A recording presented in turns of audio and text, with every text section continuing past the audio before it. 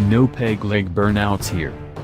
306 horsepower sure seems like a lot to shove through the front wheels of any car, but Honda brought an awful lot of tricks to the table to keep it in play.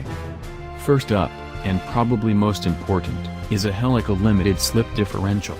This is a proper, mechanical LSD, not one of those half-assed virtual diffs that break one wheel to try to mitigate wheel spin.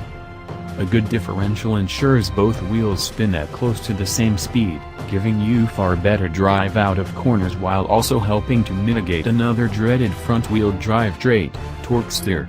Many powerful FWD cars require a firm grip on the wheel as they try to jerk the steering to one side or another under hard acceleration. There's barely a hint of this in the Type R. I did launch after launch with my hands off the wheel, even with wheel spin, and the car tracked perfectly straight.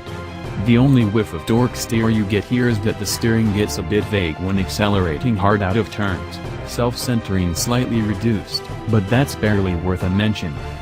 To fight torque steer, Civic Type R features a custom suspension setup up front. The steering knuckles, to which the wheels and brakes mount, are shaped such that the steering axis is in line with the center of those giant, 20-inch wheels. When the delivery of the torque lines up with the turning axis, that greatly reduces the amount of stress applied to the steering.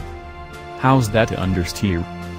The real test of just how good the Civic can put all that power to the ground is to hit the track, and that's exactly what we did. The circuit at Aix-en-Provence, QC, is small and flat but fun and deceptively fast, with walls everywhere ready to punish the slightest indiscretion. It's also quite bumpy in places. In other words, it's perfect for testing the Type R at speed, and the car passed with flying colors. The car dives into corners with far more zeal than the Ford Focus RS, happily putting the power down at the apex and slingshotting you down the next straight. Again, the steering feel is occasionally a bit vague, but the car responds remarkably well both to steering changes and throttle adjustments. If ever I ran a little wide, it never took more than a quick lift off the gas to tuck the nose back in.